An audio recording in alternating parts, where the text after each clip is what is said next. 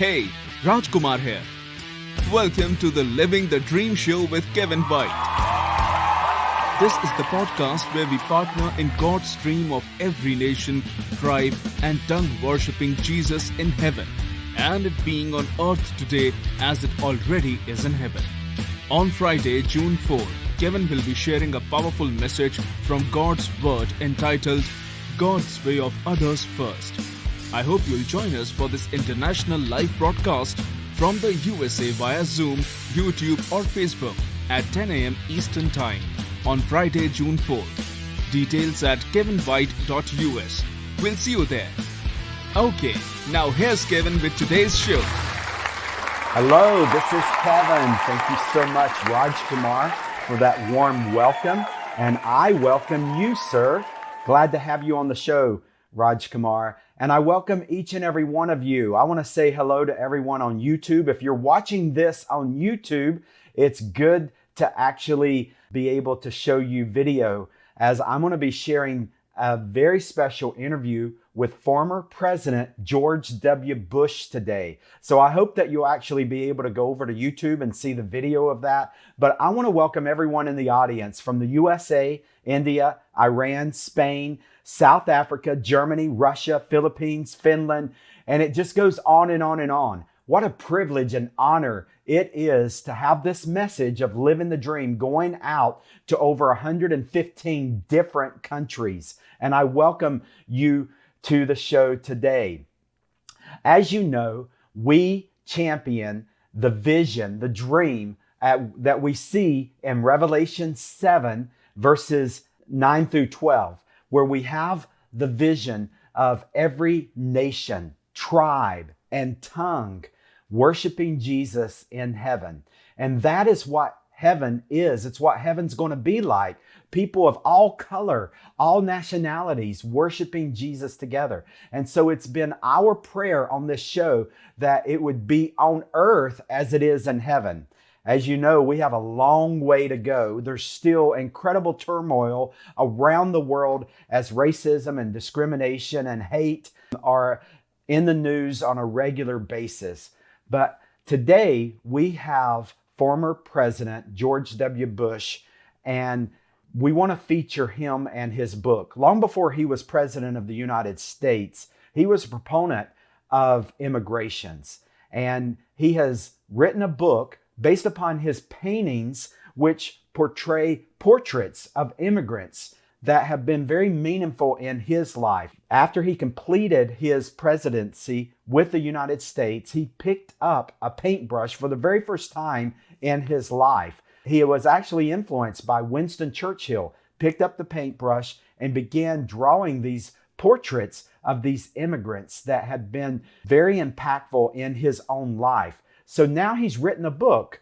So I want to share with you a video describing the book, followed by an interview with former President George W. Bush as he talks about that. And I want to just capture today this call for border control with compassion. This is not just a United States issue. This is an issue of every country around the world. We think we own the land and that we are natives of this land, but yet immigration is an incredible act of God that advances the gospel. And so I want you to go over to YouTube, watch this, or just listen to the audio as I share with you two videos, one sharing the description of his book, followed by an interview where he is talking about the book. And listen for this phrase about border control with compassion. Former President George W. Bush on painting a new vision of immigrants. He's sharing their stories and celebrating their contributions to America with his paintings now featured in a book. KPRC 2's Roseanne Aragon spoke with the former president about his inspirational project. You and your family have such a special and precious connection here in Houston, and it's an honor to speak with you today. Out of many, one of all of the subjects that you could have painted and talked about, you picked people, immigrants. Why, President Bush? The beauty of immigration for our country's future has been overclouded by harsh rhetoric. And I wanted to tell the stories of courage, compassion, hard work, entrepreneurship, patriotism. 43 of his paintings, 43 of their stories, stories which President George W. Bush says embody the American spirit. In the book, I've read it, you go into detail and you don't hold back on the experiences of these immigrants. Houstonian Jean-Celestine Lakin survived abuse and genocide in Rwanda. And I hope the portrait captured her beauty, both not only how she looks, but her spirit, because she went through unspeakable horror. She spoke with us. Just when I watched my father being butchered with machetes, I have been given the opportunity to be able to really shed the light on what happened. And yet her heart is full of forgiveness. It's one of the most beautiful stories of the power of a higher power. 4 Houstonians, Texas de Brazil's Salim Asraoui, Tony George Bush, and one of them, very dear to your family, knocked on your door when you were 13. Could you tell us about Paula Rendon and why you decided to feature her? Well, she's like a second mother. Many people in Houston knew my mother, and mother was plenty tough. She worked not only to help mom and dad in our family, but she worked hard to support her own family. I learned that the immigrant experience can be very trying, and yet she overcame a lot of obstacles. With everything going on with the conversation of immigration, what do you hope this book accomplishes in the hearts of the people who read them? We're all God's children, and we're all precious in God's sight. And if you start with that kind of love in your heart, then it means that it's much more likely to have a debate that is not harsh, but a debate that is constructive, that will lead to solutions. And at click2houston.com, you can also see more of Roseanne's interview with the former president. Mr. President, it's so great to see you. It's about time we've met. I cannot believe it. I know, I feel like every time you've come to the studio, I haven't been here. It's my pleasure. We have a lot to talk about. I want to talk about the book and these wonderful people. But I think we should begin with what is in the news today. Sure. There are American cities boarding up. There are schools that are closing. Everyone's awaiting the Derek Chauvin verdict. And I was reading back to what you said after George Floyd died, and it struck me. You said, Laura and I are anguished over the brutal suffocation of George Floyd, disturbed by injustice and fear that will suffocate our country. And then I was just thinking about this moment, this verdict. I mean, what do you think will be the impact on the racial reckoning in this country? I think the first thing is, Hoda, is that people know that the trial has been conducted fairly and that rule of law reigns supreme in our judiciary. We'll see what a jury of his peers says. I think a lot of people have already made up their mind what the verdict ought to be. All I can tell you is that if the trial is not conducted fairly, there is an appeal process. One of the things that we learned after the storming of the Capitol was our institutions held. And one of the institutions that's really important for the confidence of the American people is a fair judicial system. And I think that's what's playing out on our TVs right now. I do want to talk about the Capitol. We'll talk about that in just a second. But let's talk immigration for a second. And I'm looking at these beautiful portraits of these immigrants. And then I'm thinking about other images that are so disturbing to me. That, remember the little 10-year-old boy who was wandering, crying through the, you can picture him. Or the 2- and 3-year-olds who were dropped right over the fence. I mean, I was just thinking about those images, and I just keep thinking, like, why can't we get this right? Well, it's hard for Americans to understand. And I can't really understand why a mother becomes so desperate, or how a mother becomes so desperate that she's willing to put her children in the hands of a coyote, a smuggler. And so there's been a lot of devastation in Central America, political upheaval, earthquakes, gangs and drug lords, and the people are totally intimidated. And so they're streaming to our border. The system really needs to be reformed and fixed. Two things I think will help alleviate that. One is an asylum process that is more robust. In other words, the border is being overwhelmed right now, and there needs to be more judges and more courts so people can have a fair hearing. And secondly, we need to change the work visas. There's a lot of jobs that are empty, and there's a lot of jobs that need to be filled, and yet there are people willing to work hard to do so. And so I think a combination of those two would help alleviate some of the border. I talked to a Border Patrol head down there in the southern sector, and one of the problems we have right now is that many of the law enforcement, the Border Patrol agents, are pulled off duty to deal with children. Yeah. And, to guard hospitals. Right. And it just goes to show there's a real shortage of manpower and focus down there. Hey, it's Rajkumar. Kevin will be right back. I invite you to visit kevinwhite.us and join thousands of subscribers to Kevin's daily 1-minute motivation series called Generously Blessed. Kevin's book, Audacious Generosity, is an international bestseller. Audacious Generosity is available in paperback, handbook, ebook, and audiobook at kevinwhite.us. And worldwide everywhere books are sold. A serial entrepreneur, Kevin has helped start hundreds of businesses, non-profits, and churches. Kevin loves to help people prosper from God's guidance and provisions. As founder or executive director of Global Hope India, Kevin has traveled over 1 million miles to 27 different countries, speaking to thousands of audiences throughout India and the world. Schedule Kevin today at kevinwhite.us. Make sure to visit globalhopeindia.org and join thousands of people who pray, give, and go. Global Hope India has over 20 years of missions experience in India.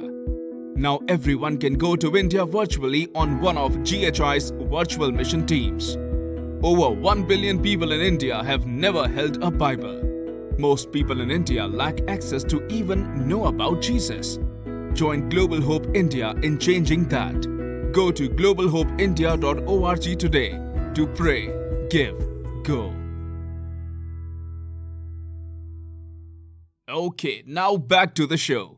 Well, you're so passionate about this. I mean, I am passionate. You're lobbying, obviously, by this book. You're lobbying for it. But I thought you said something interesting in an interview a couple of days ago, and I'm paraphrasing. But you said, as you talk about immigration reform, you're not so sure that your Republican colleagues are listening. Why not? Well, some of them aren't because the politics. And some of the Democrat colleagues weren't listening when I was president, because you can score political points with the issue. Mm-hmm. And so part of the purpose of the book is to elevate the discourse and remind our fellow citizens about the beauty of America that attracts people who are escaping tyranny or fleeing oppression or just want an opportunity to provide a better life. And today we're swearing in a group of citizens who were on the front line of the pandemic, many of them, and they weren't even citizens of the United States. Yeah. It's a beautiful country we have, and yet it's not beautiful when we call people names and scare people about immigration. Yeah. It's an easy issue to frighten some of the electorate, and I'm trying to have a different kind of voice. Well, okay, if you were to describe the Republican Party as you see it today, how would you describe it? I would describe it as isolationist, protectionist, and to a certain extent, nativist. Are you disappointed? Well, it's not exactly my vision, but you know what? I'm just an old guy they put out to pasture, so just a simple painter. The simple painter. Okay, let me give you a hypothetical candidate for 2024. Okay, this hypothetical Republican is pro-immigration, pro a path to citizenship for undocumented workers. Pro-DACA, pro-reasonable gun control, pro-education funding for public schools. Does that person have a shot, or would that Republican have a shot in 2024? Sure, yeah. You think? I think so. I think that it depends upon the emphasis. I think if the emphasis is integrity and decency and trying to work to get problems solved, I think the person has a shot, Mm-hmm. It seems like you've... By the way, I think pro-immigration isn't the right way to put it. I think border enforcement with a compassionate touch is how I would put it. All right, that's pro-immigration basically means let's just open up the borders, and nobody's really for that. And you can't have a country that has open borders. Right. Now, I feel like you've made it a point not to criticize your predecessors. That's true. Have you ever been tempted? I guess step one is, have I ever been tempted to defend myself publicly? And the answer is no. No? Not really. I mean, look, I'm out. And no, I haven't. Yeah, I guess I have been, sure. I mean, any thing you can Anyone share? in particular? Yeah. No, I think I'm fine. If I did, Michelle Obama might not be my friend. That friendship, by the way, has just captivated people. Yeah. Isn't that so funny that something so simple seems so weird to people? Yeah, it really points out how bitter we've become. Yeah. And I'll never forget after McCain's funeral when I gave her the candy, I think it was Jenna, said, "Hey, Dad, you're trending." And I said, not sure what that means. You're like, what did I do? Yeah, exactly. And it was Michelle Obama and I being friendly to each other. Well, you talk about people being friendly, but, we know that politics can get ugly. Sure. But I don't know when it's been uglier than January 6th. And I didn't get a chance to ask you, but when you were watching that unfold as the president and the son of one, what was going on in your mind? Kind of made me sick. And that kind of made me sick. It did make me sick. I felt ill and I just couldn't believe it. Yeah. But the truth of the matter is I was optimistic that we would survive that because I believe so strongly in the institutional stability of our country. And it did survive. The Congress met, ratified the election. The courts met and are still meeting today to hold people to account for storming the Capitol. What's really troubling is how much misinformation there is and the capacity of people to spread all kinds of untruth. Yeah. And I don't know what we're going to do about that. I know what I'm doing about it. I don't do Twitter, Facebook, or any of that stuff. You're off of it all. No, Yeah. You've never done it. No. President Biden came to you, I guess, a few days ago and explained to you that he was going to pull troops out of Afghanistan. Did you think that was the right decision? Well, when he told me that, I've thought about Roya, who's right over your left shoulder there. And Roya's been, helping Afghan women and Afghan girls, as has Laura, as have people at the Bush Center. And my first reaction was, wow, these girls are going to have real trouble with the Taliban.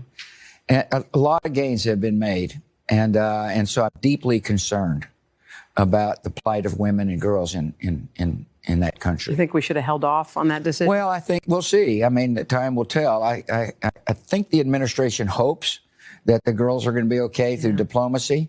We'll find out. All I know is the Taliban, when they had the run of the place, they were brutal. Yeah. Brutal. Yeah. Can you believe it's been 20 years since we went in there? We went into Korea in 52. Yeah. We went into Germany in 42 or 44. Yeah. 20 years. I guess you're going to say, can you believe you've been out of office? You were in there first 20 years ago. Yeah, time flies. I want to talk about your paintings. I feel like you paint two groups mainly. You paint a lot of people, but you paint veterans. I had to paint a lot of veterans. And you paint immigrants. Yeah. Why those two groups? Well, first of all, I have a kinship with veterans. Yeah. And I got great empathy and with immigrants. We were all raised, mainly Jeb, Neal, Marvin, Dara, since I was a little older, by a woman who came up from Mexico with nothing. Yeah. Paula. Yeah, I loved reading her story. Oh, she's awesome. Oh. She was awesome. And she was nearly as tough on us as mother. She was. Pretty damn tough. Wow. Yeah, she was great. Wow. But she taught us about family values because she cared deeply about her family. As a matter of fact, 2 days ago, two of her daughters came up from Houston to see the portrait. And this woman owned homes. She's a voter. She cared deeply and had two families, one of which was ours. And it opened up my heart to. It is a beautiful, beautiful book. I've so enjoyed that conversation. Thank you. And so you've been watching two video clips that I wanted to share with you that just really set a heartbeat. Now, obviously, we're not a political show. We're not endorsing one political party over the other, but this is an unprecedented act for a former president of the United States to have such a heart of God in really calling for all people to matter, and how we respond with compassion to people that have different skin color than us, nationalities than we do. It's something that Jesus set forth in the gospel. It is my understanding that former President George W. Bush is a believer. He is a follower of Christ. But regardless, he is demonstrating a compassion, a love for all people that we need, that this show champions. Next week, we're going to continue with more from former President George W. Bush, and I can't wait to see you then. God bless you. Have a great week. Keep living the dream. Thank you for listening to the Living the Dream show with Kevin White. Find the complete archive of all episodes at kevinwhite.us or subscribe for free through your favorite podcast player and never miss an episode. This program copyright Kevin White International Incorporated. All rights reserved. Each week, we bring you a message of how the story ends from Revelation 7:9-12 with every nation, tribe, and tongue worshipping Jesus in heaven, remembering to let it be on earth as it already is in heaven, as the gift of God's presence through Jesus Christ is accessible to everyone.